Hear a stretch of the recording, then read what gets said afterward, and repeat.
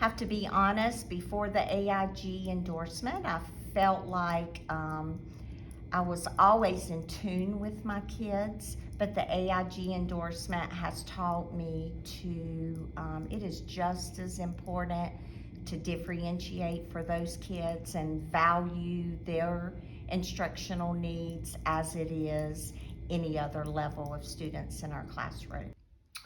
Well, I would say before we actually did the endorsement course, I found it very challenging, overwhelming almost, to actually plan for those students on a weekly basis.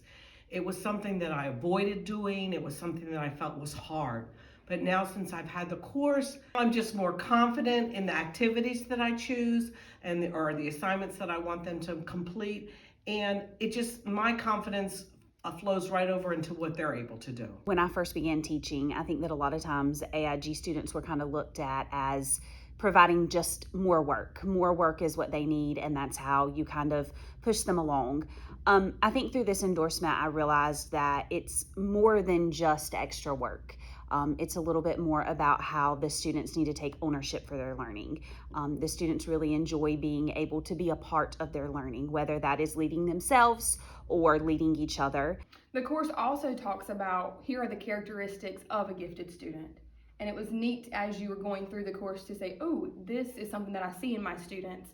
These are the students who really need that differentiated learning to help make sure they're engaged. It wasn't more work, it was just like, oh, that makes sense as to why these students need a different type of activity to make sure that they're getting what they need.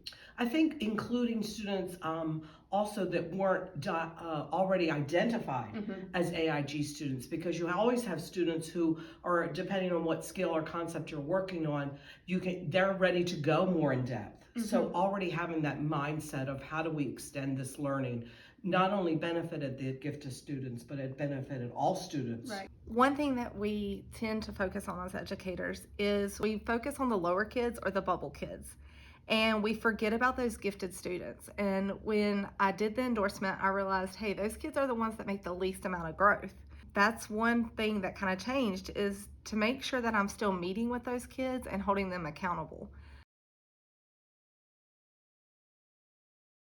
As a grade level, we have looked at and tried to incorporate as much as possible are the pre-assessments to some of the lessons and standards that we're going to be teaching. So allowing the students to take the pre-assessment, looking at how they did, and from there determine exactly their path in that standard. Instead of it being a blanket where all students are learning the same thing, allowing them to move forward if they need to, or if they need to stick with the rest of us, then stick with the rest of us. I used to think that I needed to come up with a whole new lesson plan for gifted students, or a lot more activities. And now it's just looking at the current activities that I'm doing with all of the students. How can I make it more engaging, more a higher level thinking, More authentic overall. Yeah, and so it really just took more work off of me in what I thought I had to do versus what I really needed to do.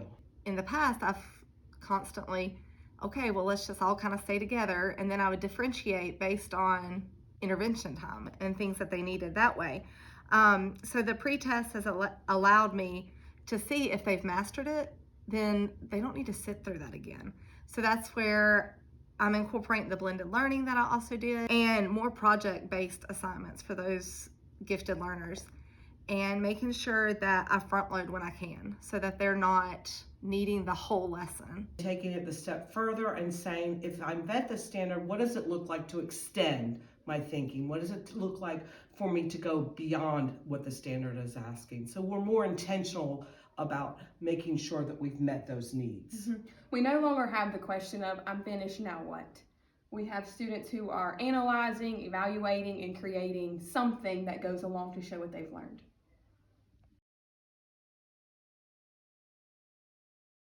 In our classrooms, we use differentiated instruction. This allows the students to work collaboratively with each other. The content is adjusted, and we reduce the amount of grade level content that the students are required to do.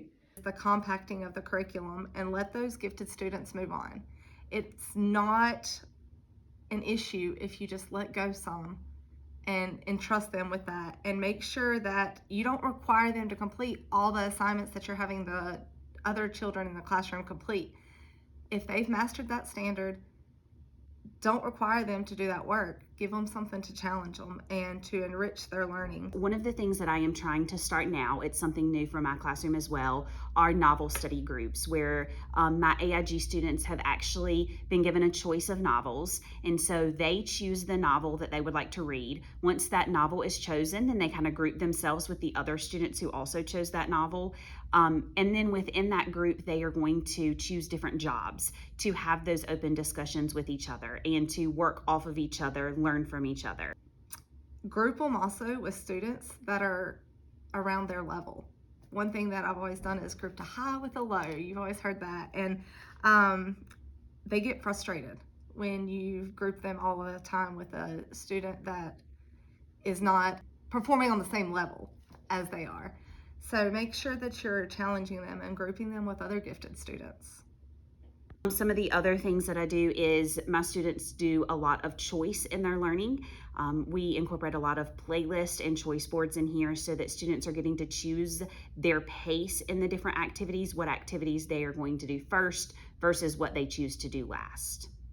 I have implemented a lot of strategies from the AIG endorsement, and I have seen success from it. The compacting of instruction has been wonderful. Just choice boards.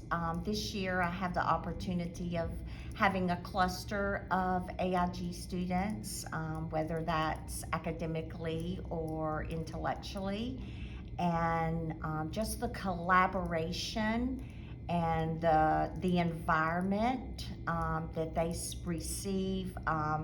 I have made sure that I've adapted it to them, and it's made a world of difference in their success and growth.